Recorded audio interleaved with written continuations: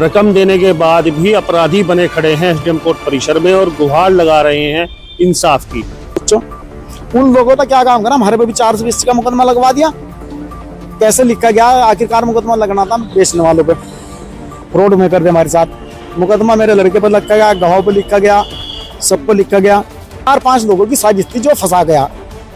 ये मुकदमा अपने भतीजे के तो केले के नाम लिखवा दिया, अपने आप नाम की नहीं लिखवा दे रहे, उसको तो कर दिया गैप, उसको मैं ढूंढता फिर रहा हूँ। ये प्लॉट पे जबरदस्ती में कब्जा कर रहे हैं। इस समय देवबंद के एसडीएम कोर्ट परिसर में हम मौजूद हैं और एक किसान हमारे साथ हैं हसीमपुरे गांव के।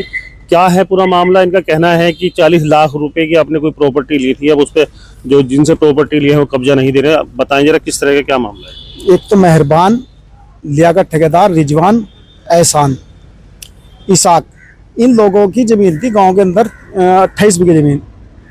28 बीघे जमीन में इन्होंने क्या काम किया, उसमें किलोनी काट दी। किलोनी काटने के बाद बेचनी शुरू कर दी। गाँव वालों ने कुछ और भी जमीन ली प्लॉटों में। एक प्लॉट हमने भी ले लिया इनसे, प्लॉट लिया इनसे हमने 40 लाख रुपए का, 3 जनों ने साझे में। जब साझे में प्लॉट ले लिया तो प्लॉट लेने के बाद हमारे साथ क्या किया इन्होंने, कोई भी चकबंदी से, मतलब आप अपना नाम भी बताएं। क्या नाम? जाहिद मेरा नाम है, लड़के के मैंने नाम करा रखा बेनामा आंसू के। आंसू छोटा भाई का नाम है, साजिद एक लड़का हमारा दोस्त है उसके नाम है। मेहरबान से बेनामा करा। लियाकत ठेकेदार को, इन लोगों को कुछ को हमने पैसे दिए। उनका भाई बंटवार का मामला, घर का सबका मामला था। अब उन्होंने क्या काम किया, उसकी जमीन तो 3 से 1 गज लिकट रही होगी, बेनामा हमारे कर दिया 500 गज का। 500 गज के हमारे से पैसे ले लिए। हमें पता लगा उसके बाद में, जब नहीं नाम भरने लगा, भाई क्यों भर रहे जी, ये तो मेहरबान का था, है ही नहीं हो। मेहरबान का नहीं है तो भाई इस बात का क्या असर होगा। हमने बैठ के मगर भाई मेहरबान से पूछो। उन लोगों का क्या काम करा, हमारे पे भी 420 का मुकदमा लगवा दिया। कैसे लिखा गया, आखिरकार मुकदमा लगना था बेचने वालों पे, फ्रॉड में कर दे हमारे साथ। मुकदमा मेरे लड़के पर लिखा गया, गवाहों पर लिखा गया, सब पर लिखा गया।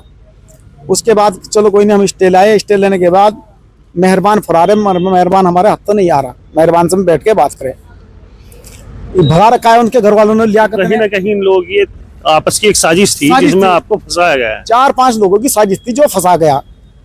ये मुकदमा अपने भतीजे के तो केले के नाम लिखवा दिया, अपने आप नाम की नहीं लिखवा दे रहे, उसको तो कर दिया गैप, उसको मैं ढूंढता फिर रहा हूँ। ये प्लॉट पे जबरदस्ती में कब्जा कर रहे हैं। मैंने कोर्ट में मुकदमा डाल दिया।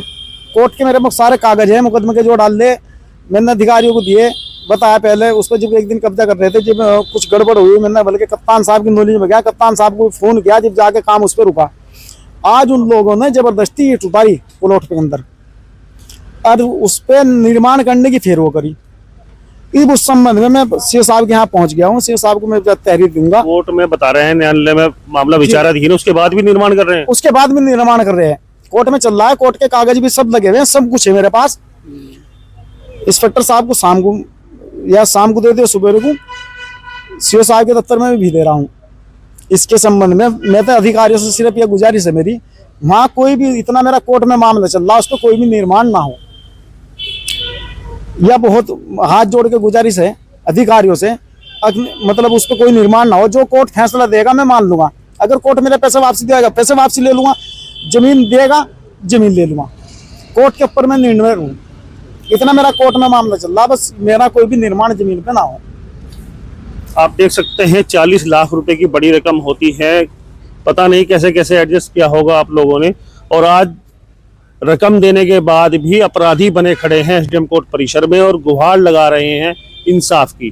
तो हमारे चैनल के माध्यम से क्या कहना चाहेंगे? जैसे मुख्यमंत्री जी का पूरा एक डर है, भाई बुलडोजर चल जाएगा इस तरह के लोगों पर, तो क्या लगता है? देखो जी, जैसे माफिया लोग है, चाचा भतीजों ने मिलकर करा, भाई भतीजों ने करा, उनके खिलाफ भी कार्रवाई हो। पैसा में लेने में शरीक है मेरे साथ, उसका चचा शरीक है, लियाकत ठेकेदार, उसके 2 ताऊ के लड़के, चचा के लड़के हैं, वह शरीक है। उनके खिलाफ भी कार्रवाई हो, उसकी कार्रवाई की मैं मांग करता हूँ। अगर हमारे से कोई गलती हुई, हमारे पे मुकदमा लिखा हुआ, अगर हम कहीं कसूरवार हो, नहीं हमें जेल भेज देगा, और हम निर्दोष है, हमारे पे तो मुकदमा हटा जा। इंसाफ की गुहार करते नजर आ रहे हैं मनदीप रमेश, हकीकत लाइव देवबंद।